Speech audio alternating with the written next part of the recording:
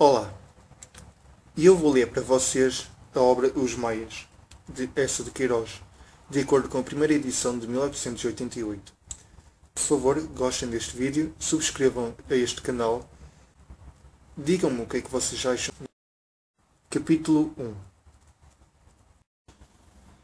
A casa que os Maias vieram habitar em Lisboa, no outono de 1875, era conhecida na vizinhança da Rua de São Francisco de Paula e em todo o bairro das Janelas Verdes, pela Casa do Ramalhete, ou simplesmente o Ramalhete. Apesar deste fresco nome de vivenda campestre, o Ramalhete, sombrio casarão de paredes severas, com um renque de estreitas varandas de ferro no primeiro andar e por cima uma tímida fila de janelinhas abrigadas à beira do telhado, tinha um aspecto tristonho de residência eclesiástica que competia a uma edificação do reinado da Senhora Dona Maria I.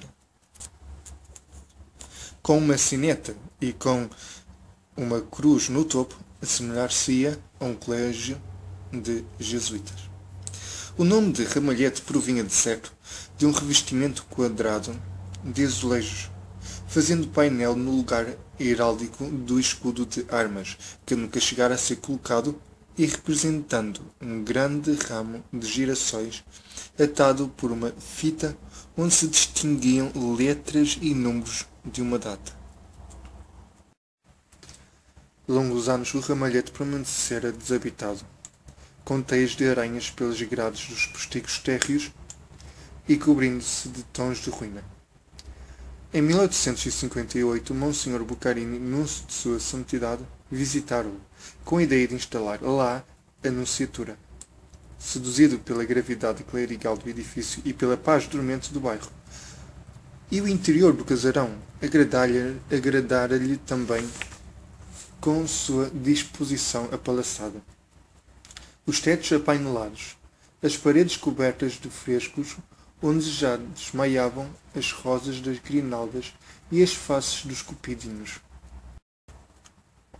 Mas Monsenhor, com os seus hábitos de rico prelado romano, necessitava na sua vivenda os arvoredos e as águas de um jardim de luxo, e o Ramalhete possuía, apenas ao fundo de um terraço de tijolo, um pobre quintal inculto, abandonado às ervas bravas, com um cipestre, um cedro, uma cascatazinha seca, um tanque entulhado e uma estátua de mármore, onde Monsenhor reconheceu logo Vênus Chitreia, enegrecendo a um canto na lenta umidade das ramagens silvestres.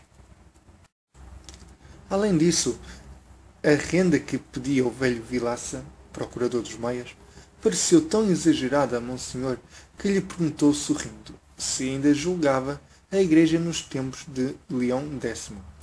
Vilaça respondeu que também a nobreza não estava nos tempos do Senhor Dom João V, e o Ramalhete continuou desabitado.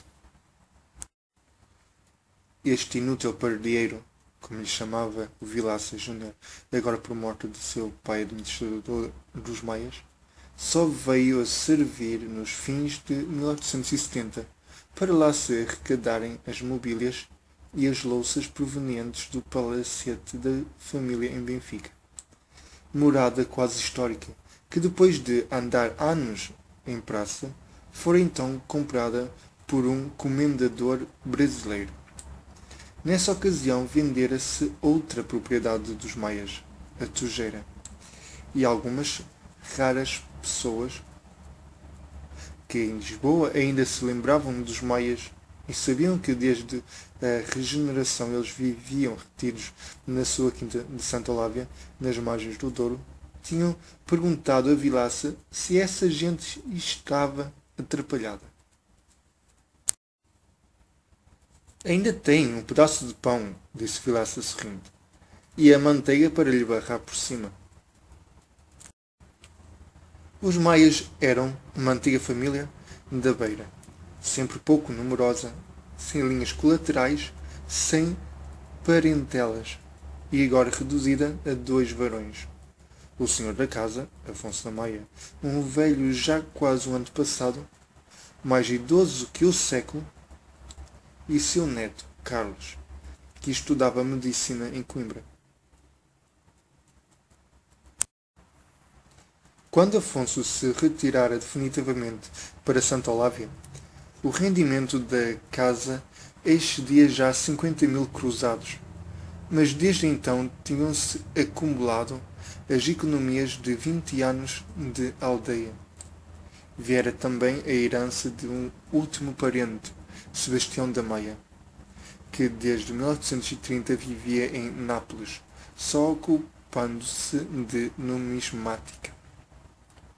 E o procurador podia certamente sorrir com segurança quando falava dos Maias e da sua fatia de pão. A venda da tojeira fora realmente aconselhada por Vilaça, mas nunca ele aprovara que Afonso se desfizesse de Benfica. Só pela razão de aqueles muros terem visto tantos desgostos domésticos. Isso, como dizia Vilaça, acontecia a todos os muros. O resultado era que os maias, com o ramalhete inabitável, não possuíam agora uma casa em Lisboa, e se Afonso naquela idade amava o sossego de Santa Olávia, seu neto, rapaz de gosto e de luxo, que passava as férias em Paris e Londres, não quereria, depois de formado, ir sepultar-se nos penhascos do Douro. E com efeito, meses antes de ele deixar Coimbra, Afonso assombrou Vilaça, anunciando-lhe que decidira vir habitar o Ramalhete. O procurador compôs logo um relatório a enumerar os inconvenientes do casarão. O maior era necessitar tantas obras e tantas despesas. Depois, a falta de um jardim devia ser muito sensível a quem saía dos arvoredos de Santa Olávia. E, por fim, aludia mesmo a uma lenda, segundo a qual era sempre fatais aos maias as paredes do ramalhete. Ainda que, acrescentava ele numa frase meditada, até me envergonho de mencionar tais frioleiras neste século de Voltaire, Guizot e outros filósofos liberais. Afonso riu muito da frase e respondeu que aquelas razões eram excelentes, mas ele desejava habitar sob tetos tradicionalmente seus. Se eram necessárias obras, que se fizessem, e largamente. E enquanto a lendas e agouros bastaria abrir, de par em par as janelas e deixar entrar o sol.